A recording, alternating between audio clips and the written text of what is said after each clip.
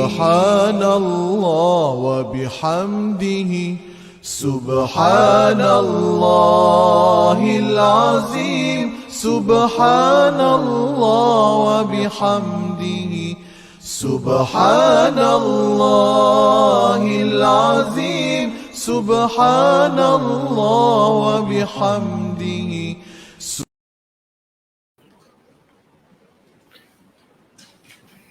ومن الناس من يجادل في الله بغير علم ولا هدى ولا كتاب منير. ثاني عطفه ليضل عن سبيل الله له في الدنيا خزي ونذيقه يوم القيامة عذاب الحريق ذلك بما قدمت يداك وأن الله ليس بظلام للعبيد. ومن الناس من يعبد الله على حرف فإن أصابه خير اطمأن به وإن أصابته فتنة انقلب على وجهه خسر الدنيا والآخرة ذلك هو الخسران المبين. يدعو من دون الله ما لا يضره وما لا ينفعه ذلك هو الضلال البعيد. يدعو لمن ضره أقرب من نفعه لبئس المولى ولبئس العشير. إن الله يدخل الذين آمنوا وعملوا الصالحات جنات تجري من تحتها الأنهار إن الله يفعل ما يريد. من كان يظن أن لن ينصره الله في الدنيا والآخرة فليمدد بسبب إلى السماء ثم ليقطع فلينظر هل يذهبن كيده ما يغيظ. كذلك أنزلناه آيات بينات وأن الله يهدي من يريد. Sadaqallahul azim. Dan ada di antara manusia yang membantah dalam perkara-perkara yang berhubung dengan Allah dengan tidak berdasarkan sebarang pengetahuan dan tidak berdasarkan sebarang keterangan dan tidak juga berdasarkan mana-mana kitab Allah yang menerangi kebenaran. Ia membantah sambil memalingkan sebelah badannya dengan sombong angkuh sehingga menghalang dirinya dan orang lain dari jalan agama Allah. Ia akan beroleh kehinaan di dunia dan kami akan merasakannya azab yang membakar pada hari kiamat kelak. Dengan dikatakan kepadanya, azab yang demikian ini ialah disebabkan perbuatan tanganmu sendiri. Kerana sesungguhnya Allah tidak sekali-kali berlaku zalim kepada hamba-hambanya. Dan ada di antara manusia yang menyembah Allah dengan sikap dan pendirian yang tidak tetap. Iaitu kalau ia beroleh kebaikan, senanglah hatinya dengan keadaan itu. Dan kalau pula ia ditimpa fitnah kesusahan, berbaliklah ia semula kepada kekufurannya. Dengan sikapnya itu, rugilah ia akan dunia dan akhirat. Itulah kerugian yang terang nyata. Ia menyeru dan menyembah makhluk-makhluk yang lain dari Allah yang tidak dapat membahayakannya dan tidak dapat mendatangkan kebaikan kepadanya. Itulah kesesatan yang jauh terpesong. Ia menyeru dan menyembah makhluk yang dengan perbuatan demikian mudaratnya lebih dekat dari manfaat yang diharapkannya. Demi sesungguhnya seburuk-buruk penolong dan seburuk-buruk sahabat karib ialah makhluk yang diseru dan disembahnya itu. Sesungguhnya Allah akan memasukkan orang-orang yang beriman dan beramal soleh ke dalam syurga yang mengalir di bawahnya beberapa sungai. Sesungguhnya Allah melakukan apa yang ditentukannya. Siapa yang menyangka bahawa Allah tidak sekali-kali akan menolong Nabi Muhammad dalam dunia ini dan di akhirat kelak. Maka hendaklah ia menghulurkan tali serta mengikatnya di bumbung rumahnya. Kemudian hendaklah ia mencerut lehernya supaya ia mati tercekik. Dalam pada itu hendaklah dia memikirkan lebih dahulu. Adakah tipu dayanya itu dapat menghapuskan sebab musabab, sebab-sebab yang menimbulkan kemarahannya. Dan demikianlah pula kami menurunkan Al-Quran itu sebagai ayat-ayat keterangan yang jelas nyata. Dan sesungguhnya Allah memberi hidayah petunjuk kepada siapa yang dikehendakinya menurut peraturan dan undang-undangnya. Selagi berada dalam penafsiran suratul Hajj, surah yang ke-22 pada juzuk yang ke-17, pada ayat yang ke-8 sehingga ayat yang ke-16. Ayat ke-8 dan yang ke-16 hingga ke-16 yang kita bacakan ini menceritakan keadaan manusia, jenis-jenis manusia yang beriman, yang kafir, yang munafik.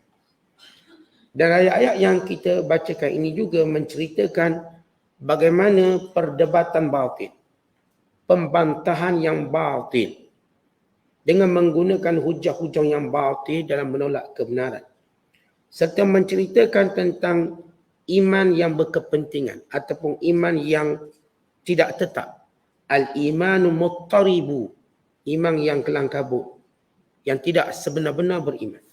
Dan juga ayat yang kita bacakan ini menceritakan balasan orang beriman yang sebenar, orang beriman yang soleh. Dan ayat yang kita bacakan ini juga menceritakan janji Allah akan pertolongannya kepada Nabi SAW di dunia dan di akhirat. Dan mereka yang berusaha untuk menyekat kemenangan Nabi SAW dan kemenangan Islam, maka lebih baik mereka mati. Dengan perkataan lain, mereka tidak mampu menyekat dan menghalangnya hatta sampai kecewa mereka gantung bunuh diri. Kecewa. Kerana tidak mampu menghalang pertolongan Allah daripada sampai kepada Nabi SAW, kepada umat Islam, bukan kepada agama Islam ini. Kemudian Allah Ta'ala menjelaskan bagaimana segala keterangan Allah dalam ayat-ayat Al-Quran yang diturunkan merupakan suatu penjelasan yang terang nyata.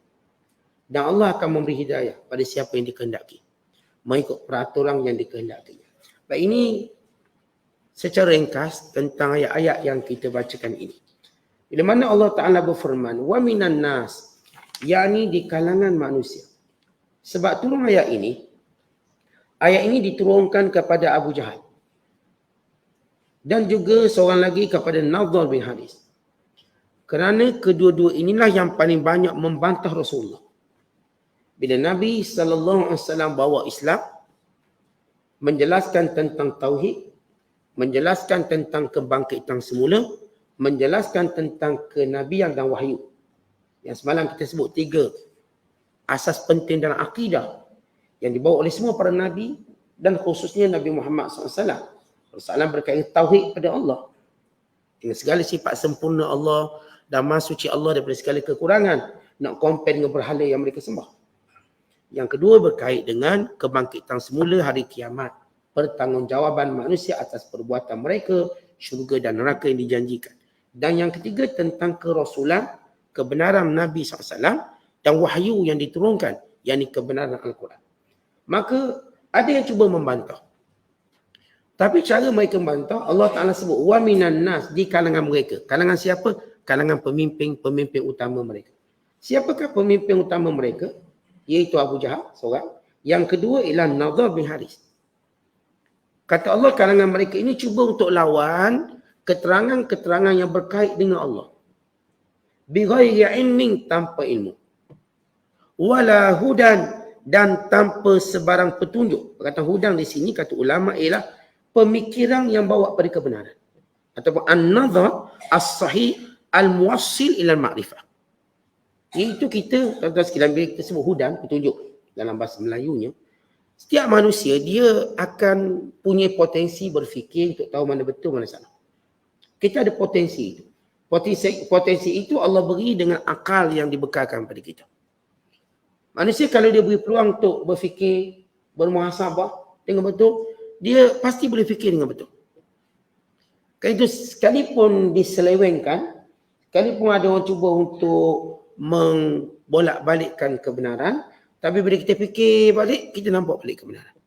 Ini panggil hudan, petunjuk. Yang Allah beri kepada kita akal. Dan akal ni, sifat dia memang akan cari kebenaran. Akal dia takkan setuju untuk menerima benda batil. Kita kalau orang beritahu 1+1=3, kita tak akan tenang tidur. Kita tak boleh terima. Sehingga orang beritahu 1+1=2, okay, kita tenang. Kerana sifat akal, dia tenang bila terima kebenaran. Bila benda tu batil, maka dia akan rasa nak marah. Maka kata Allah, mereka ni sampai tak guna akal yang Allah berikan untuk fikir yang betul. Wala kitabim munir. Dan mereka pun tak ada wahyu pun. Jadi mereka dalam berlawang dengan Nabi SAW. Ada 3 kekurangan mereka. Pertama, tanpa ilmu. Ilmu tak ada langsung. Cakap membabi buta, cakap sekadar provokasi, cakap sekadar untuk kata tak betul atau membohongi. Contoh, bila Rasulullah kata sembalah Allah yang satu, yang esa. Lalu mereka kata, kenapa kami nak tinggalkan sembahan datuk nenek kami, moyang kami? Bila dikatakan pada mereka, kakak berhala ini tak beri manfaat, tak beri mudarat, dicipta oleh kamu. Lalu mereka tu berkata, ini nenek moyang kami buat. Kalau kami salah, kami kena bala. Mereka tu cakap tanpa ilmu, dia tak cakap dengan fakta dia. Dan tidak juga, yang kedua, tidak juga dengan berfikir. Kata orang ni, kalau dia tak nak terima kebenaran, cakapnya tak nak fikir. Dia kira nak menang. Kita akan jumpa kelompok manusia cakap nak menang. Bukan cakap dia nak tahu kebenaran, maka dia tak nak fikir apa. Yang dia dah letak bahawa tak betul, itu dia nak sebut. Abu Jahal, Nadab, segala musyrik Mekah, dia cuma nak beritahu Nabi tak betul. Nabi salah. Bila dia letak satu penutupnya, Rasulullah tu salah. Maka apa pun yang Rasulullah buat hujah, dia tak nak fikir. Dan apa yang dia buat, dia provok je. Provok. Dia provok Rasulullah kalau betul, dia hidupkan yang mati. Yang ni tulang belulang ni. Dia datang salah seorang pemimpin mereka, cari tulang yang dah lama-lama, yang pecah. Dia pun bawa depan Nabi SAW, dia pun empah depan Rasulullah. Cuba hidupkan. Yang kamu kata manusia akan hidup balik. Lalu mereka mempermainkan, bila kiamat, bila kiamat. Tunggulah kiamat. Lalu mereka cabur Nabi, turunkan azab, turunkan azab. Itu bukan ilmu. Tapi bila kita debat dengan orang, dia cabur-cabur macam itu bukan ilmu. Maka Allah sebut 3 kekurangan perkataan mereka. Tak ada ilmu, tak ada otak, tak ada akal, dan tak ada penunjuk wahyu. Ilmu dan percakapan tak ada, otak pun tak guna, wahyu pun tak ada. Jadi bagaimana diharap mereka ini akan terima kebenaran? Dan ini juga adalah peringatan pada kita. Kita tuan-tuan bila nak bercakap, berkait kita nak bagi komen hal agama Allah ni, kita biar ada ilmu. Dan kita biar fikir betul. Dan kita mesti ada dalil. Okey, kita akan dapati di akhir zaman ada yang bercakap cara agama Allah, cara Abu Jahal pula. Dan akan muncul di akhir zaman apa yang Rasulullah sebut sebagai ruwaibidah. Ruwaibidah ialah orang yang tak berkeahlian bercakap tentang ilmu. Dia tak berkeahlian, maka dia pun bercakap tentang ilmu. Maka dia mula nafikan mukjizat. Mukjizat tak masuk akal, kata dia. Walau ia dalam wahyu. Ia dalam ilmu. Dia dalam petunjuk. Dia mula menolak tentang berlakunya kiamat. Akhirnya kita lihat ada kelompok orang Islam. Dia ngaku dia Islam. Tapi fikirannya macam Abu Jahal. Dia menolak pembahagian pusaka. Dia menolak bentuk itu, bentuk ini. Kalau kita kritik masalah homoseks, lesbian, dia kata ini hak kebebasan. Padahal dia orang Islam. Dia cuba bebaskan ataupun bela pemikiran cara kafir. Ini orang juga bercakap tanpa ilmu. Tanpa akal dan tanpa wahyu. Jadi kita ni, kalau nak bercakap khususnya hal-hal agama Allah, hal-hal haram Rasul pada, mesti berdasarkan ilmu, mesti berdasarkan akal yang betul, mesti berdasarkan keterangan wahyu Allah. Kemudian Allah Ta'ala kata, Saniya atfihi, dengan sombongnya. Kata Saniya atfihi, sombong dia, dia tunjuk sebelah dia je. Dia kalau cakap ni, dia tak ngadak semua, sebelah. Tapi kalau orang sombong, dia takkan pandang orang cakap. Rasulullah cakap dengan dia, dia bagi sebelah tubuh. Saniya atfihi, sebelah tubuh. Tak bagi semua. Nak tunjuk dia sombong, dia pandang rendah kepada baginda SAW. Kata Allah, Saniya atfihi, dalam keadaan dia sombong, liyudilla an sabilillah, untuk dia sesat. dan menyesatkan orang lain. Di sini menunjukkan orang yang tak nak guna ilmu, orang yang tak nak guna akal, orang yang tak nak guna dalil, orang ni sombong. Kita dah beritahu dalil ni, tak. Kita beritahu dalil, kita ni kalau berbalah dengan orang, amalan kita tak diangkat. Dosa kita tak diampun. Tak kira lah saya nak balah juga. Nak balah lah kau nak balah. Misalnya, dia sombong. Sanya atfi. Kita beritahu orang ni, kita kalau makan riba, kelak akan menjadi musuh Allah. Allah perangi kita. Suka saya lah saya nak riba. Dia sombong. Tahu orang kalau sombong, apa pun kebenaran yang cuba disampaikan, dia akan tolak.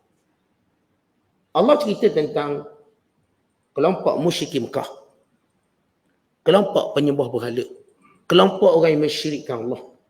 Namun macam kita katakan, Quran ni sentiasa jadi pengajaran kita. Kita pun tak nak ikut watak orang kafir, watak orang munafik. Kita pun tak nak ikut watak-watak orang yang sesat. Antara watak-watak mereka yang saya katakan, mereka tak nak terima sesuatu yang dibentangkan dengan dalil, dengan wahyu, tak nak terima. Sebab mereka dah letak, mereka rasa macam ni je benda tu, tak boleh berubah dengan dalil. Maka ini kita manusia, kita orang beriman. Kita berubah dengan dalil. Kalau pantai boleh berubah dengan ombaknya, takkanlah kita manusia tak boleh berubah dengan dalilnya. Datang dari Allah. Walau kita pegang benda ni secara turun-temurun ke, secara berketurunan ke, kalau benda tu salah kita tolak. Kalau benda tu memang tak betul, dalam Islam ni tak betul. Memang orang puja hantunya, puja pantainya, orang menurungnya, main jinnya, ni tak betul semua. Ini semua kita ambil tanpa ilmu. Dan juga pantang larang. Kalau kita ada pantang-pantang larang yang kita hafal, yang kita tahu tak ada keterangan, tak ada dalil, maka tinggallah pantang larang tu. Tapi kalau dia ada asas ilmunya, maka boleh. Jadi kita sebut tentang benda-benda yang tak ada asas. Yang kita fikir pun benda ni tak betul, tak boleh buat ni. Tapi oleh kerana dah jadi adat kita, dah jadi kebiasaan, kita nak buat juga, walau tak betul, maka kita perlu tolak benda-benda seumpama ni. Kemudian kata Allah, lahu fid dunya khizyun. Di dunia mereka hina. Kenapa mereka hina di dunia? Sebab orang kalau tak guna ilmu, tak guna akal, tak hidup dengan wahyu, memang dia akan hina. Seorang cuba hidup tanpa ilmu, tanpa akal dan tanpa wahyu, maka hidupnya dengan nafsu dan dengan syaitan. Dan hidupnya dengan keadaan masyarakat. Masyarakat macam tu, dia macam tu. Maka bagaimana dia nak menjadi mulia? Kalau masyarakat itu masyarakat berjudi, dia berjudi. Masyarakat berzina, dia berzina. Masyarakat mabuk, dia mabuk. Masyarakat yang fasik, maka dia fasik. Dia tak ada ilmu. Sebab itu bila kita lihat di negara barat, masyarakat dia dah macam ini. Akhirnya semua dibina dengan acuan macam ni. Sehingga ada seorang duta Jerman. Dia pernah kerja duta. Dia orang Jerman. Namanya Murat Hoffman. Tuan-tuan boleh Google nama ni. Murat Hoffman. Dia ada buku. Dia ada buku dia. Murat Hoffman. Dia cerita tentang penyakit yang berlaku di Jerman. Maksud penyakit-penyakit sosial tu. Macam-macam lah ada dalam penyakit. Dia kata bukan sekadar Jerman, Eropah dilanda dengan krisis barah yang tak boleh diubat. Penyakit ni barah yang tak boleh diubat. Dia kalau sebut barah atau kanser, tunggu matilah. Melainkan dia praktik atau dikembali pada Islam. Melainkan dikembali pada Islam. Sehingga apa yang ditulis oleh Murat Hoffman mempengaruhi ramai kalangan pemimpin-pemimpin agama lain. Murat Hoffman dia asal Kristian masuk Islam. Dia di juta Jerman, di beberapa buah negara. Tapi dia ni mula mengkaji dan menjadi pendakwa Islam secara kita katakan dengan penulisan dan pemikirannya. Dia tengok masyarakat ni dah dibina dengan acuan yang rosak. Bukan acuan menggunakan akal tapi gunakan nafsu. Akhirnya membenarkan homoseks, lesbian, benar semua. Atas alasan kebebasan, benar semua. Mereka menunggu kerosakan. Sebab itu bila kita baca hadis-hadis tentang akhir zaman, bagaimana Islam tersebar. Sebab bila dah barah teruk, penyakit teruk, maka itu tanda, antara tanda Islam berkembang. Negara ni maju, bagus persenjataannya, ekonominya. Ini negara G7. Negara ekonomi kuat. Tapi dari sudut cara hidup, cukup runtuh. Akhirnya tidak ada penyelesaian untuk mereka melainkan Islam. Akhirnya kesan pada itu. Tuan-tuan tahu di Jerman ada masjid terbesar di Eropah. dibina. Masjid yang terbesar di Eropah. Itu sebagai satu penanda bagaimana rakyat Jerman ni dah teruk sangat, mereka perlu dirawat dengan cara Islam. Bahkan di Eropah seluruhnya, di Eropah. Mula kita nampak kesan-kesan penyebaran Islam, sehingga setengah ulama menyatakan perbukaan kota Vatikan berkait dengan ataupun berlaku secara aman dengan kemasukan mereka dan Islam secara ramai-ramai. Sebagai ulama kata kemasukan Islam ke Vatikan melalui peperangan. Sebab Nabi SAW pernah berkata, Nabi kata, kamu akan menguasai 2 kota besar. Iaitu kota Konstantinopel dan kota Romia. Lalu kata sahabat, ya Rasulullah, ayul madinataini tuftahu awalan? Bandar mana kami kuasai dulu? Lalu kata Nabi SAW, Konstantinopel, kemudian Rom. Rom ni bandar Vatikan. Kamu akan menguasainya bandar Vatikan. Untuk menunjukkan kedudukan Kristian. Kristian tak boleh merawat penyakit masyarakat Eropah. Dia tak boleh rawat. Maka dia cuba cari tapak baru di Asia. Dan terbukti Kristian gagal di Eropah. Akhirnya mereka mencari tapak baru di Asia. Mereka sasarkan Korea sebagai negara utama dalam penyebaran Kristian di Asia. Akhirnya Korea menjadi pusat Kristian di Asia hari ini. Jepun, mereka nak sasarkan negara. Tapi yang mereka berjaya di Korea. Korea Selatan. Di Eropah mereka dah gagal. Sebab hari hak orang tak pergi gereja, pergi tengok bola. Orang tak minat. Lalu mereka pergi cari negara Asia. Lalu mereka buat mitos macam-macam. Kononnya Jesus akan lahir di negara Asia. Ada yang kata di Indonesia lahir, ada yang kata sekian-sekian. Untuk menggalakkan para mubalik Kristian pergi ke negara Asia. Tapi mereka telah berjaya jadikan Korea Selatan sebagai port utama sampai hari ini. Lalu mereka mula bergerak ke Indonesia, ke Malaysia, ke Filipina dan beberapa buah negara Asia yang lain. Ini cerita bagaimana kegagalan mereka. Nah, ini kita nak sebut kehinaan manusia yang berpandukan hawa nafsu tak nak ikut wahyu. Allah kata khizyu, mereka hina. Akhir dalam institusi keluarga hina, dalam institusi ekonomi mereka terhina dan semua institusi mereka akan terhina. Kesan. Itu di dunia. Wa nudhikuhu yaumal qiyamati adzabal hariq. Maka kami akan mengazab mereka pada hari kiamat. Kelak pula dengan azab yang membakar, azab yang menghancurkan. Kata azab al-hariq memberi maksud ialah pembakaran dengan api neraka. Kemudian kata Allah, "Dzalika bima qaddamat yadaka wa anna Allah laisa bizzallamin lil 'abid." Demikian itu kerana perbuatan kamu sendiri. Bukan Allah yang zalim kepada kamu. Perbuatan kamu yang tidak mau menerima kebenaran, perbuatan kamu yang memilih hawa nafsu, memilih kekufuran, memilih maksiat. Allah tidak pernah menzalimi hamba-Nya walau seorang pun.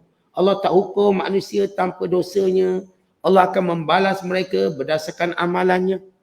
Maka bila Allah Ta'ala menyatakan, wa anna Allah laisa bizallam. Zallam, yang tidak mungkin Allah menzalimi mana-mana hamba-Nya. Maka Allah menyatakan, punca mereka kena azab, punca mereka hina di dunia sebab perbuatan tangan mereka. Tuan-tuan sekalian, manusia ni Allah beri dia ikhtiar. Apa itu ikhtiar? Kemampuan untuk memilih. Kita pilih. Nak makan ke tak nak makan. Kita yang akan pilih. Kita nak jaga atau kita nak tidur. Kita pilih. Kita nak pergi masjid ke tak nak pergi masjid. Maka itu perbuatan kita. Dia panggil kasbul abdi. Walaupun semua perbuatan kita dengan izin Allah. Penguasa Allah. Tapi Allah beri kepada kita hak ikhtiar. Hak ikhtiar. Dan Allah tak hukum kita pada benda yang kita bukan ikhtiar kita. Sebab itu kalau kita mengigau, kita tak berdosa. Kalau kita tak sengaja buat sesuatu, kita tak berdosa. Itu bukan ikhtiar kita. Cara tak sengaja. Kita buat sesuatu, tak berdosa.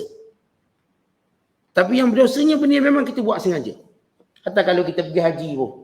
Kalau kita tak sengaja, sehingga jatuh rambut, gugur janggut, tak sengaja, tak kena apa. Dosa pun tak, tang pun tak. Tapi kalau sengaja, kena.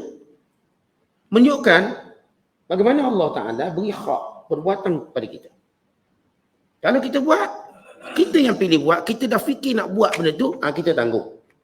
Maka Allah menceritakan yang manusia jadi hina dan diazab sebab mereka pilih kekufuran dan mereka tidak mau melihat kebenaran. Bukan tak sengajalah saya kafir, tak ada. Tak sengajalah saya buat jahat, tak ada. Kalau tak sengaja, kami tak akan hukum awak. Allah tak akan azab mana-mana perbuatan maksiat yang tak sengaja. Sebab tu kalau seorang berpuasa, dia pun makan tak sengaja. Puasa dia pun tak batal. Dosa dia pun tak dapat. Bahkan Nabi kata apa? Dia telah diberi makan oleh Allah. Innama at'amahullah wa saqahu. Kalau kita tengah puasa, tiba lupa lalu makan. Puasa batal tak? Tak. Satu. Dosa tak? Tak. Lagi, sebenarnya Allah beri dia makan. Allah beri dia makan. Sebab tu kalau orang tu dia ingat masa dia puasa dia makan, kita jangan tegur lagi, biar dia makan. Lepas tu bertanya, awak puasa tak? Awak puasa, tanya dia. Oh, saya puasa lah. Biar dia makan. Jangan kawan baru nak suap. Puasa. Siang kawan tu. Biar dia makan. Dia tak sengaja. Ya kita tegur tapi bukan masa tu. Biar dulu. Tengok dia makan. Makan, dah habis makan, lepas tu dia minum air, basuh tangan. Dia sedawa lagi. Kita tanya, awak puasa tak? Allah, lupalah. Nasib awak beritahu saya lambat. Jadi perbuatan yang tak sengaja tak berdosa. Di situ nak tunjuk bagaimana rahmat Allah. Allah tak zalim hamba. Bila Allah menyatakan dalam ayat yang kita bacakan bahawa wa anna Allah laisa bizallam. Laisa bizallam lil abid. Tidak sekali-kali menzalimi hamba-Nya. Kemudian Allah menyebut itu kelompok manusia kafir. Ini orang kafir. Allah sebut pula kelompok munafik. Pada ayat berikut. Kelompok pertama ialah kelompok kafir. Kita dah tahu perangai kelompok orang kafir ini. Yang terus memiliki kesesatan, yang sombong, bercakap tanpa ilmu, tanpa petunjuk, tanpa kitabnya. Dia menyesatkan orang, dia menyesatkan dirinya. Dan bagaimana azab yang akan dikenakan padanya. Itu semua kerana perbuatannya sendiri. Kelompok kedua ialah kelompok orang yang ada penyakit syak, nifak, munafik dan melihat Islam sebagai satu bentuk maslahat. Dia ceritakan sebab turun ayat ini. Iaitu wa minan nasi man ya'budullah 'alal haf. Di kalangan manusia ada yang menyembah Allah Taala di hujung-hujung. Di hujungnya yang tidak tetap. Ayat ini kata Ibn Abbas turun pada seorang lelaki yang datang ke Madinah. Lelaki ini datang ke Madinah lalu dia peluk Islam. Bila dia peluk Islam, kerana peluk Islam, isteri dia mengandung. Maka lahir anak lelaki. Dan kudanya juga mengandung. Maka membiak kudanya. Lalu dia pun kata, hadza dinun salih. Ini agama baik. Sejak aku masuk Islam ni, bini aku yang tak mengandung tu mengandung. Kuda tak mengandung pun mengandung. Dia pun nampak ada kebaikan dia masuk Islam. Secara material. Tahun berikutnya, isterinya dia beranak tapi bukan anak lelaki.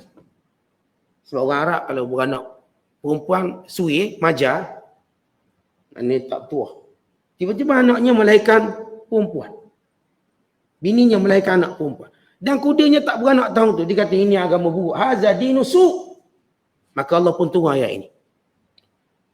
Dia masuk Islam, dia nak dapat kelebihan dunia je. Tak dapat, dia mula hina agama ni. Diriwayatkan dalam hadis yang lain, daripada tariq yang lain daripada Abdullah bin Mas'ud. Seorang lelaki Yahudi masuk Islam.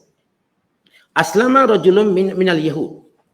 Bila dia masuk Islam, fazahaba basaruhu wa maluhu wa waladahu. Tiba-tiba dia kena penyakit sehingga buta mata dia.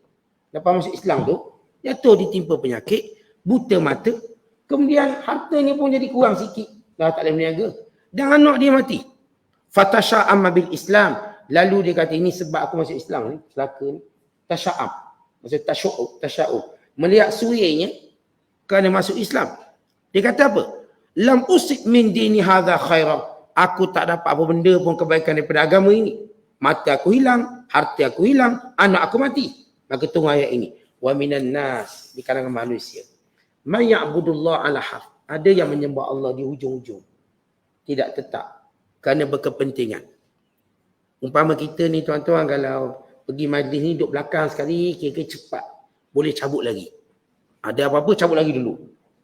Nak selamat diri. Kalau ada apa yang baik, okey kita nak. Kalau agak-agak tak elok, kita cabut dulu. Kalau jenis orang munafik, kalau perang, dia tak akan duduk sah depan. Dia duduk sah belakang. Dia nampak kalau cabut. Dia nampak menang, mana harta ghanimah aku nak juga. Dia duduk belakang, diklaim dia terlibat. Tapi kalau berlaku apa-apa, dia sengaja duduk belakang, senang cabut lagi. Ini panggil al-harf. Dekat ekor je. Ni kalau dalam terjemahan Pimpinan Rahman, dan kadang tidak tetap iman. Secara literally maksudnya orang yang hujung-hujung. Kalau dalam pepatah Melayu kita, bagaikan telur di hujung tanduk, bagaikan embung di hujung rumput. Sikit je nak jatuh. Dia tak tetap. Dia ada sikit masalah tu. Ni jenis solat duha, rezeki tak murah, tinggal solat duha. Saat kita solat duha nak suruh rezeki murah, tak murah-murah rezeki. Tak naklah solat duha. Ni jenis semua Allah materials. Tentang Islam ialah agama ini. Kita menerimanya kerana keyakinan kita. Bahagian utama yang kita nak ialah apa yang ada di sisi Allah, bukan dunia. Dunia ni cuma ujian. Dunia kita beri dapat atau tak dapat sebagai bentuk ujian. Sebagai ujian. Sebab itu Allah beri, ada orang kafir kaya, ada orang kafir yang miskin. Ada orang Islam yang kaya, ada orang Islam yang miskin. Ada orang kafir yang sakit teruk, ada orang kafir yang sihat. Ada orang Islam yang sihat, ada orang Islam yang sakit teruk. Dia tak ada kena-mengena dengan agama. Ia berkait dengan ujian, kehidupan. Islam ialah keyakinan yang berkait dengan ilmu. Akidah. Ia bukan berkait dengan kita dapat benda atau tak dapat benda. Macam kita sokong pemimpin kita lah. Kita tengok pemimpin boleh bagi apa? Boleh bagi kaplikat, saya sokong. Bukan kita bawa keyakinan kita untuk diterjemahkan oleh pemimpin kita supaya dia berlaku adil. Kita tak nak apa-apa pun. Saya duk mengundi. Bukan ni pemimpin saya. Bukan saya nak apa-apa. Saya nak dia realisasikan kebenaran, kebaikan, keharmonian kepada umat manusia. Saya tak nak apa-apa. Walaupun saya terpaksa balik, beratus kilometer nak undi. Habis duit banyak. Bukan saya dapat apa-apa. Saya terima duit. Tapi kerana prinsip. Kebenaran. Saya nak dia wakil saya bercakap tentang kebenaran, bercakap tentang kebajikan, menjaga hak rakyat. Kerana itu saya mengundi. Bagi contoh. Kita pegang Islam kenapa? Kerana kebenaran yang ada dalamnya. Takkan nak pegang berhala Buddha, Hindu yang menyembah berhala, yang membodohkan akal sendiri. Saya berpegang pada kebenaran. Kalau saya dapat dunia atau tidak, itu hal yang kedua. Hal yang kedua. Kalau kita dengan doa kita dapat ataupun tak dapat, kita tahu itu ujian Allah. Kita meyakini Allah nak beri apa yang lebih baik. Tapi ada orang yang dia masuk Islam kerana benda. Dia tak dapat benda tu, maka habis. Ni bila kita dalam, kalau kita tengok dalam sistem negara kita, dalam beberapa perkara yang berkaitan dengan perkahwinan. Ada orang kahwin, dia masuk Islam kerana kahwin. Bila dia bercerai, dia pun murtad balik. Sebab dia bukan masuk untuk faham Islam. Semata-mata kerana lelaki itu, agama itu untuk dia ikut. Akhirnya berlaku beberapa kes murtad. Kita cerita Malaysia. Termasuk isu Lina Jo dan sebagainya. Yang bila mati suami dia ataupun cerai berlaku, mereka murtad. Dan mereka memang kata, saya tak pernah praktik pun Islam. Saya tak pernah sembahyang, saya tak tutup aurat. Saya cuma tukar nama IC. Maka apakah mereka boleh dihukum? Hukuman murtad. Sedangkan mereka tak faham langsung Islam. Tak faham. Bukan suami mereka ajar pun. Setengah mereka ni tentang Islam, cuma nama. Lalu mereka pun berkahwin. Mereka cuma menggunakan Islam, menghalalkan perkahwinan. Tapi bukan untuk mereka faham Islam, kenal Islam. Orang ni masih lagi minum arak, masih buat benda-benda yang biasa dibuat.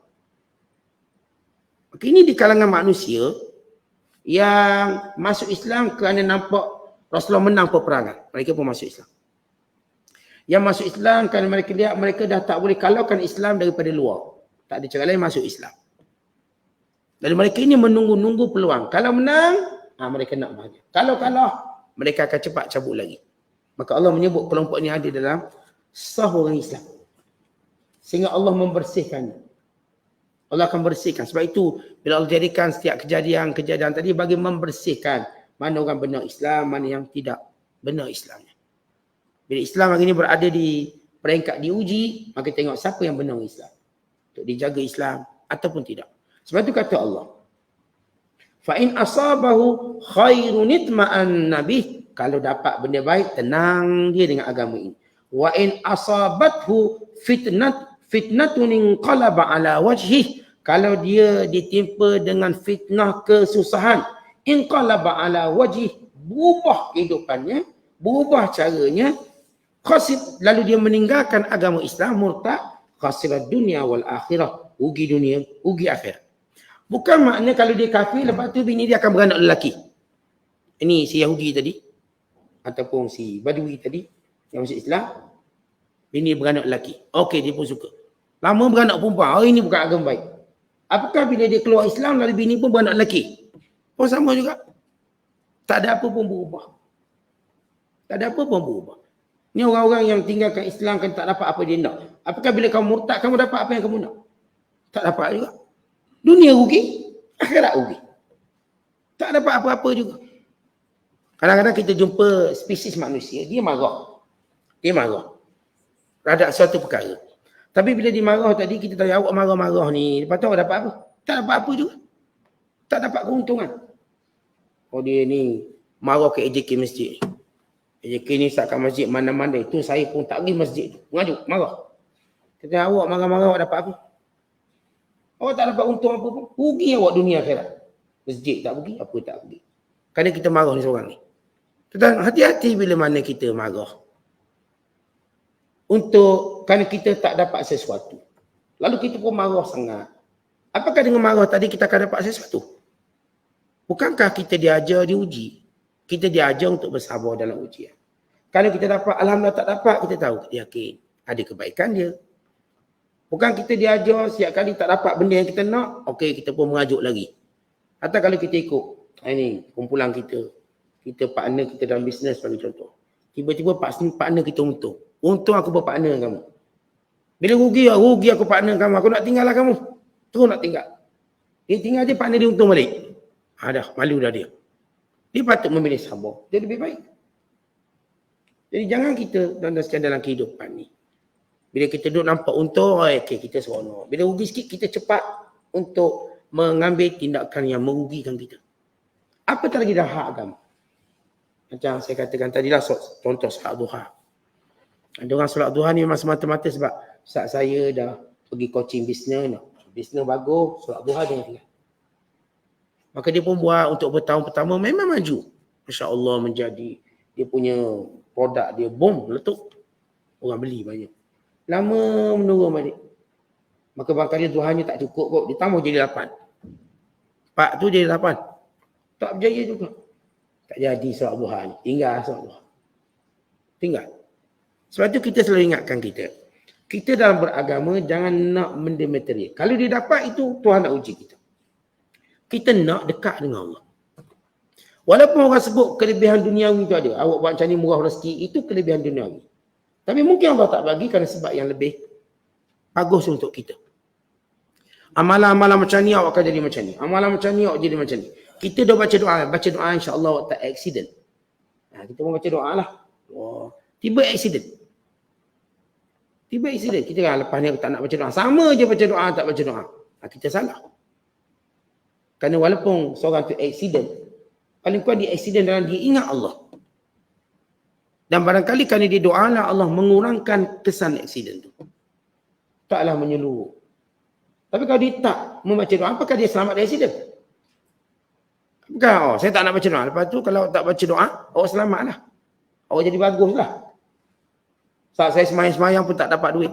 Tapi kalau tak semayang, dapat duit lah. Semayang tu ingat Allah. Ada cerita ada. Sebab tu kita pun dilarang, kita katakan dakwah orang dengan menunjukkan Islam ni sebagai satu untuk mencapai material. Kita dilarang dakwah macam tu. Lebih baik kita ingatkan dia, ini perhambaan kita pada Allah. Ada orang tu dia meniaga tepi jalan. Dia tak semayang. Tak semayang lah.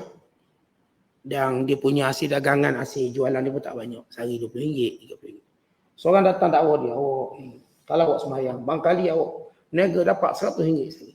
Dia ajar. Awak semayang. Dia pun mula semayang. Lepas semayang, biasa di bisnes dapat RM30-40, tu tak dapat 1 sen. Dia kata tak guna punya ajaran. Maka teruk aku. Tak dapat apa. Tetapi bila kita ajar macam tu, salah kita. Orang ni lemah ni. Salah. Kalau kita ajar macam tu, lepas tu kita tolong beli tak apa. Awak lepas main insyaAllah murah sikit. Kita pun dah pakat kawan kita pakat borong semua barang ni. Kita tak apalah. Tapi kita perlu beritahu dia pada keyakinan. Rezeki ni Allah bagi. Rezeki ni kurnia Allah. Awak ingat Allah, tanda awak syukur pada Allah. Kalau Allah beri awak sikit atau banyak, maka ia akan jadi berkat. Dia akan jadi berkat, dia akan beri manfaat lebih baik untuk hidup awak. Maka kita ingatkan dia sesuatu yang menjadi tanggungjawab dia sebagai hamba Allah. Bukan kita ajar dia kalau awak buat Islam ni, awak akan dapat lebih dunia ni. Secara mutlak, khususnya pada orang lemah agama ni. Orang yang dah kuat, tak apalah kita cakap macam tu. Dia ni dah kuat, kita cakap awak solat dua insya-Allah murah rezeki. Dia pun solat-solat, tak murah juga macam diharapkan. Dia tak akan tinggal solat. Sebab dia tahu sebab apa dia solat. Kita pun tahu kelebihan tapi dia tak akan tinggalkan. Sebab dia pun tahu sebab apa. Oleh sebab itu kita kena hati-hati dengan watak seumpama ini. Yang pegang agama hanya kerana keuntungan dunia. Sebab dia suka sangat ustaz-ustaz mengajar kalau bagi ayat-ayat yang boleh diberi dunia. Ustaz ada tak ayat nak suruh saya gagah? Ayat tu.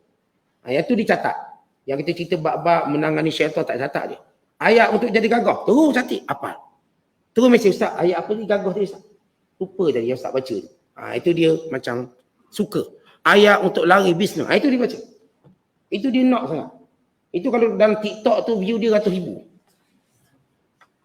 Cara nak dapat jodoh cepat. Baca. Oh itu penuh. Cara nak kuat iman tak ada orang tengok. Kuat iman tak ada. Tapi cara nak dapat materi. Cara nak tangkap hatu. Penuh ayat tu. Ayat nak tangkap hantu. Saya ajar satu ayat. Tok Guru saya ajar baca ini kita boleh tangkap hantu. Oh kita pun suka. Terus baik. Boleh tangkap hantu. Kita nak. Benda-benda bersifat materi ni ramai orang nak. Ayat nak suruh muka sentiasa awet muda. Oh no. Baca ayat ni. Baca ayat ni muka kita muda sampai mati. Dia tak nak baca ayat untuk husnul khatimah. Dia nak ayat muda.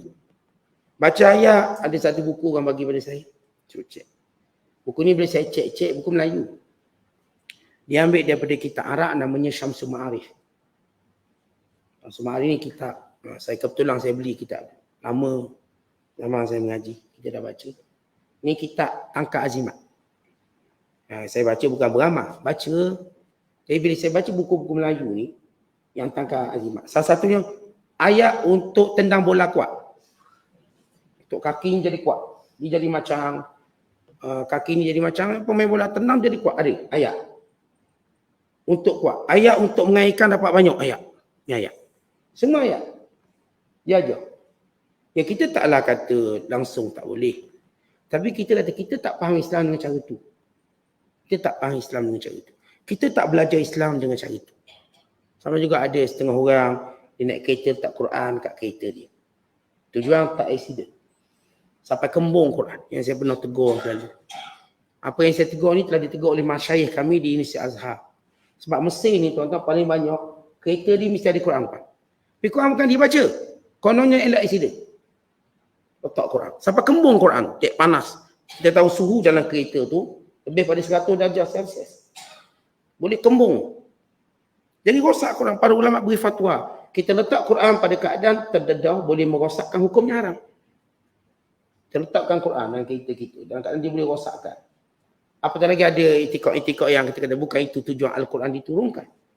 Baik, kita tak langgar. Bukan dia nak baca. Benda inilah kita katakan orang-orang bersifat macam ni, dia ikut watak orang munafik. Kita tak menafikan bahawa Al-Quran ada kelebihan material dia. Dunia ada kelebihan. Kita tak nafikan. Tapi bukan itu tujuan utama. Kita belajar agama anak-anak kita, dia akan dapat kepentingan duniawi dia. Kelebihan duniawi dia. Tapi itu bukan keutamaan. Kita hantar anak kita mengaji agama, biar dia tak buat benda yang Allah murka. Biar dia dekat dengan Allah. Bukan kita hantar anak kita mengaji agama supaya dia ni senang dihormati, dimuliakan. Bukan. Itu dia datang kemuliaan. Kita letak anak kita belajar agama supaya dia tak terjebak dengan perangai buruk, perangai yang mungkar, yang Allah murka, biar iman dia kuat. Dia pergi mana-mana pun, dia solat, dia jaga aurat, dia itu, dia ini. Itu asas kita. Pada pembentukan kepribadian, kejiwaan, akidah. Bukan materialistik. Anak saya suruh hafal Quran, Ustaz nak hafal Quran, dia dapat ni. Apa nama dia panggil, macam beasiswa lah. Sebab dia hafal Quran, 30 juzuk, dia dapat 12,000 setahun. Saya lupa nama dia apa, ada satu anugerah dia akan bagi. Setengah-setengah negeri bagi. Oh, dia nak benda tu je, maka rugi dia. Biar kita nak dengan bacaan Quran, nak dapat hidayah. Lepas tu datanglah dunia, tanpa kita letak dia keutamaan. Tanpa letak keutamaan. Itu cara orang beriman. Tapi orang munafik, dia letak agama untuk dunia cara keutamaan. Bukan hidayah. Akhirnya dia cuma mengambil doa-doa yang boleh menjadikan dia dapat bahagian dunia dia. Doa ni dia apa? Doa nak tundukkan kawan dia. Aku baca ayat ni. Dia tunduk kawan dia, dia hutang tak bayar. Itu tujuan dia. Ustaz, saya amal satu ayat. Kawan saya minta hutang tak berani, Ustaz. Betul lah tak berani, tapi kamu ni boleh masuk neraka. Dia baca ayat, kawan dia tak berani minta hutang. Sehingga ada seorang hamba Allah, Ustaz. Dia ni hutang saya 20,000. Tapi setiap kali saya tengok dia, saya menggertak. Saya takut. Dia ada amal ayat lah Ustaz ni. Ustaz boleh tak bagi ayat, saya tak takut pula. Duk main lawan ayat je kita ni. Baik kita beritahu dia, awak ni tak bayar hutang orang, tak masuk syurga. Walau awak mati syahid. Kadang-kadang ada orang, dia suka orang takut dia. Tapi dia lupa orang takut dia sehingga orang tak boleh tegur maksiat yang dia buat. Ada suami-suami dia nak bini dia takut ni. Takut sungguh ni. Sampai kalau suami dia tak sembahyang, bini tak boleh tegur. Menggeletar takut. Dan ini semua cara-cara orang munafik mengambil agama. Dia mengambil pada hak material. Sehingga kadang-kadang yang diambil tadi untuk lawan perintah Allah. Yang saya sebut ada ayat tak nak bagi orang minta hutang dia. Dia kalau dia baca ayat ni orang bagi hutang. Kemudian ada satu lagi ayat, orang tak akan berani minta hutang dia. Kalau tengok dia mesti takut. Kenapa dia selamat dengan ayat macam gitu? Dia baca ayat tadi dengan tujuan yang salah. Yang disebut oleh Sayyidina Ali radhiyallahu ta'ala anhu, kalimatu haqqin urida bihal batil. Kalimah tu betul. Tapi yang dikehendakinya ialah benda batil, yang benda yang tak betul. Ayat tu ayat betul, tapi dikehendaki tak betul. Isteri baca ayat biar suami tunduk dia. Dia lupa kalau suami tunduk dia, dia jadi isteri yang derhaka. Tak apalah Ustaz, asal dia tunduk saya. Saya kata apa, dia ikut, senang sikit. Dia pun buat ayat ni, baca ayat. Ya, suami dia tunduk pada dia, dengar cakap dia, apa dia cakap, ikut je. Sehingga dia lupa tentang kiwamah, yang struktur organisasi perkahwinan dalam Islam, suami tu dia berkuasa, kiwamah. Kiwamah maknanya, dia mengetuai ini. Dia akan jadi ketua. Maka dia akan memimpin. Kita beri keyakinan pada dia. Bawa kita pada jalan yang bukan maksiat. Walaupun kita tak setuju dengan dalam beberapa perkara dia, kita redha. Sebab kita tahu dia pemimpin. Kan itu kaedah dipimpin. Ada keputusan ketua memang kita tak suka. Tapi yang kita tak suka tu berlawan dengan perintah Allah tu tidak. Teknikal dia. Maka redha je lah. Sabar. Kalau kita dah lantik dia pemimpin. Tak, saya nak suruh dia ikut saya. Maka rosak rumah tangga. Dia tak akan jadi kebahagiaan yang diharapkan. Sebab dia dah menyalahi syariat. Kemudian kata Allah, yad'u min dunillah ma la yadurruhu wa ma la yanfa'u. Mereka menyeru selain daripada Allah sesuatu yang tak beri mudarat kepadanya dan sesuatu yang tak beri manfaat. Zalika huwa ad-dalalul ma'id. Demikian itu kesesatan yang jauh. Yad'u laman darruhu aqrabu min naf'i. Mereka berdoa, mereka memohon kepada yang mudaratnya lebih hampir daripada manfaat. Artinya berhala yang disembah itu, kalau mereka cerita manfaat, mudarat itu lebih dekat daripada manfaat yang mereka harapkan. Labi'sal maula, seburuk-buruk teman. Walabi'sal asyir, dan seburuk-buruk yang mendampingi mereka. Yang ini penyembah berhala. Kemudian Allah Ta'ala sebut kelompok yang ketiga, innallaha, sesungguhnya Allah, yurkhilul ladhina amanu wa amilus salihat, akan memasukkan orang beriman dan beramal soleh. Jannatin tajri min tahtihal anhar. Syurga yang mengalir di bawahnya sungai-sungai. Innallaha yaf'alu ma yurid. Dan Allah Ta'ala melakukan apa yang dikehendakinya. Yang ini maksud apa yang dikehendakinya, Allah akan memuliakan ahli ta'at, memberi ganjaran dan akan menghina ahli maksiat dan mengharamkannya daripada kemuliaannya. Maka Allah melakukannya dengan kehendaknya mutlak. Tidak ada yang boleh menolak ketentuannya atau tidak boleh yang boleh mengkritik hukumannya. Allah masukkan orang beriman dalam syurga dan orang kafir dan neraka. Ini adalah perintah muktamad. Maka tak ada orang boleh nak arguing. Ya Allah, kenapa dia masuk syurga, kami masuk neraka? Kamu kafir, aku dah tetapkan tempatnya dalam neraka. Tapi dia kafir ni baik, tolong orang, buat begitu, buat begini. Dah tak ada yang boleh membantah hukumku. Yang dimaksudkan Allah melakukan apa yang dikehendaki. Faedah undang-undang yang Allah tetapkan, yang beriman masuk syurga, yang kafir masuk neraka. Kemudian Allah Ta'ala sebut keadaan orang-orang yang kafir tadi dan orang munafik yang berharap supaya Rasulullah ini kalah di dunia dan Rasulullah ini kalah dan tak ada pun kedudukannya akhirat kelak. Kata Allah, man kana yadhun, siapa yang menyangka Allah yang surahullah, Allah tak akan tolong Nabi SAW. Di dunia dengan mengalahkan mereka, dengan memenangi, dengan mengambil kawasan-kawasan mereka. Wal akhirah, dan kedudukan mulia di hari akhirat kelak. Falyamdud bisababin ila sama. Maka dia bentang tali dia dari rumah dia ke langit. Summal yaqta, kemudian dia letakkan pada lehernya, dia ikat pada lehernya. Falyanzur, kemudian dia tengok, hal yuzhibanna kaiduhu ma yaghib, apakah akan hilang segala halau dan tipu dayanya untuk menghalang kemenangan Rasulullah, kemenangan Islam, apa yang menjadikan dia benci dan marah. Di ayat ini Allah gambarkan betapa rasa dengkinya orang kafir, orang munafik kepada Nabi SAW. Sepanjang zaman, daripada zaman Rasul sampai zaman hari ini. Hari ini mereka cuba create satu keadaan benci pada Muhammad. Mereka tu buat slogan-slogan untuk benci Nabi SAW. Dengan pelbagai cara. Semua. Di kebanyakan negara kafir. Di India hari ini yang hebat sekarang mereka lakukan. Untuk membangkitkan kemarahan Islam. Mereka hina Nabi Muhammad dengan sungguh-sungguh. Mereka menghina umat Islam dengan sungguh-sungguh. Maka kata Allah, kalau kamu menyangka bahawa Rasulullah tak menang, agama Allah tak menang, orang beriman tak beriman, tak akan menang, maka cuba kamu letak satu tali, kamu ikat kat leher kamu berterjun, bunuh diri. Ini satu benda yang satu benda yang sinis. Umpama, kalau kita katakan dalam pepatah Arab kata, ini panggil masal ami, pepatah Arab. Mereka kata, ishrabil bahar. Minum air laut tu. Minum air laut merujuk kepada apa pun kamu buat tak akan ada faedah. Tak akan ada faedah. Minum air laut. Minum banyak mana pun tak hilang haus.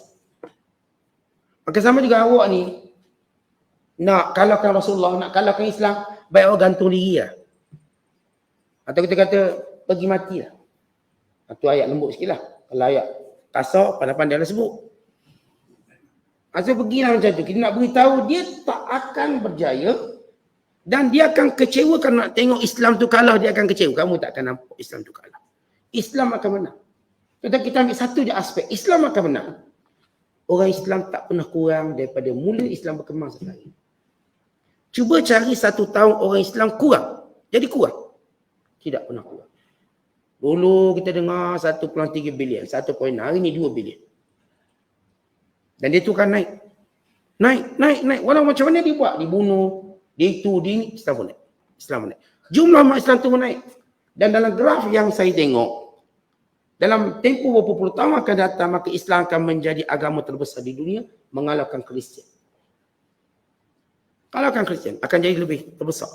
Dalam satu graf yang mereka buat, berdasarkan populasi umat Islam dan kemasukan Islam. Ini mereka buat graf, bukan kita buat, mereka buat. Bukan sebahagian mereka telah menyebut tentang kebimbangan mereka umat Islam akan menjadi majoriti di India. Dan ini antara sebab mereka berusaha untuk menghalau orang Islam daripada terus duduk di India. Sebab satu orang nanti umat Islam akan menjadi majoriti. Ini kerana orang Islam, mereka tak pegang apa yang disebut sebagai tahdidun nasab ataupun menghadkan bilangan kelahiran. Mereka tu beranak. Susah ke senang, beranak tak beranak. Di Palestin, di Gaza, dengan kepungan ekonomi. Kawan wanitanya beranak. Tak ada fikir masalah ekonomi itu dan ini, beranak je. Rumah kecil je, bilik pun tak ada, anak 10. Tak tahu masa mana mak ayah dia ni. Dia tahu beranak adik lagi. Dan itu di antara benda yang mereka takut. Di Rusia mereka juga kata demikian. Pada tahun 2050, umat Islam majoriti di Rusia. Di India juga begitu. Ini ketakutan. Dan mereka perlu buat sesuatu. Ini kemenangan orang Islam, mereka tak boleh nak elak. Orang Islam dituahkan bertambah. Tuan-tuan tahu, dalam Islam, rumah tangga Islam paling kuat sekali. Masih ada perkahwinan yang kuat. Orang kafir tak nak kahwin dah dia. Kahwin pun tak nak, dia nak coupling je. Dia nak berkapa-kapa je. Beranak, tapi bukan kahwin. Dia kata, saya belum lagi propose perkahwinan. Belum. Kita duduk dulu sekali. Anak 2, 3, tengoklah tengok fikir. Mungkin masih pencing baru saya bagi cincin, saya buat propose untuk kahwin. Buat propose kahwin. Sampai macam tu cara hidup mereka. Kalau ditanya kenapa tak nak kahwin, takut harta bagi 2. Sebab mereka ada harta semacam ni. Kalau bercerai nanti kena bagi 2. Nanti begitu begini. Jadi mereka takut. Duduk sekali je lah. Tetapi bila mereka tak berkahwin, mereka tak mungkin punya keinginan untuk punya anak ramai. Tak mungkin. Tinggal lagi orang Islam terus mengungguli carta perkahwinan. Kahwin. Sehingga zuriat umat Islam berkembang. Sebab itu Nabi berbangga dengan umat yang ramai. Terhasil daripada perkahwinan yang kuat. Walaupun ketika adalah berlaku itu dan ini, namun masih jauh lebih baik. Jauh lebih baik daripada orang kafir yang tak nak lagi kahwin sekarang. Kalau tak payah tengok jauh. Negeri seberang je pun sama. Mereka buat satu kajian, kadar keinginan berkahwin menurun mendadak. Sehingga kadar kelahiran juga menurun mendadak. Sehingga mereka terpaksa ambil orang India, orang Cina untuk jaga rakyat mereka. Ambil daripada negara ni untuk jaga rakyat. Sebab apa? Rakyat mereka tak mampu membekalkan. Dan paling teruk statistik menunjukkan orang tua dah makin ramai. Budak kecil kurang, orang tua ramai. Kalau kerajaan minta syarikat swasta membenarkan orang tua bekerja. Tua bekerja 60, 70 kerja lagi. Pasal pinggang ke, eret pinggang. Itu di negara seberang. Itu berlaku contoh bagaimana tidak adanya golongan muda. Orang Islam terus ni, terus. Ini satu bukti kemenangan Islam. Satu bukti kemenangan Islam. Oleh sebab itu kata Allah Ta'ala, kalau kamu menyangka Rasulullah tak boleh ditolongi, tak akan ditolong. Islam tak akan ditolong, tak akan menang. Baik kau mati bunuh diri. Mustahil. Perasaan itu, keinginan kamu, helah kamu untuk tidak Islam itu mendapat pertolongan, maka kamu hanya bercita-cita perkara mustahil. Dan Allah melakukan apa yang dia kendaki. Kemudian Allah tutup ayat apa yang kita bacakan pada malam ini. Wa kadzalik, demikianlah. Demikianlah kata Allah. Ceritanya begitu. Anzalnahu ayatin bayyinat. Kami turunkan segala keterangan yang jelas nyata. Hujah kami jelas nyata. Otak dengan mudah simple boleh faham. Jelas dan nyata. Wa annallaha yahdi man yurid. Dan dengannya, dengan keterangan nyata tadi, Allah lah yang beri hidayah. Makna kata, kadang-kadang kita kata orang ni dah beri hujah hebat, jelas. Tapi masih orang tak nak dengar lah Ustaz. Kenapa? Kerana Allah yang beri hidayah. Kita kan dah cakap ni. Orang masih tak setuju dengan kita. Tak setuju. Hujah kita dah kuat. Kenapa? Kerana Allah beri hidayah pada siapa yang kehendaki. Sebab itu tuan-tuan, dia bukan sekadar persoalan kebenaran yang kita perlu dengar. Ia juga persoalan hidayah yang Allah beri pada kita. Ada ramai orang kafir menyetujui Islam. Menyetujui Islam. Tapi kerana mereka belum dapat hidayah, mereka tak masuk Islam. Saya kenal beberapa penulis bukan Islam. Menulis tentang Islam. Dengan baik. Bukan dengan memuji Nabi SAW. Saya kenal figure-figure ini. Bukan saya pernah dengar seorang ceramah, orang kafir daripada Kanada, kafir Kristian. Yang mereka bercakap tentang fiqh Islam dan sebagainya. Saya dengar. Saya duduk ceramah. Mereka Kristian. Mereka minat kaji Islam. Kalangan orientalis yang mengkaji Islam. Kalau tak ada sehebat itu agama yang ada kelompok khas orientalis, sehingga saya beli ensiklopedia orientalis dunia. Saya beli dia, baca tak lagi. Beli. Dia kumpul semua orientalis dunia yang mengkaji Islam, mendalami dan memberi sumbangan pada Islam. Sebagian buku orientalis saya beli dan melihat dia banyak bagi profit pada umat Islam. Menyimak tapi tak dapat hidayah. Kenapa? Allah beri hidayah. Kebenangan tu. Kita pun sama. Kadang-kadang kita pun tahu satu benda tu betul, tapi dah tak dapat hidayah, lawan semacam. Kita pun sama. Supaya kita besarnya hidayah. Sebab itulah kita doa 17 kali sehari. Ihdinas siratal mustaqim. Tunjukkan kami jalan yang lurus. Jangan sampai kita jadi san yang atfihi sombong. Dah betul pun nak lawang juga, jangan. Walaupun sekecil-kecil perkara pun, terima, belajar. Kita nak jadi orang beriman yang tunduk, yang jujur, yang patuh pada Allah. Allahu Akbar. Assalamualaikum.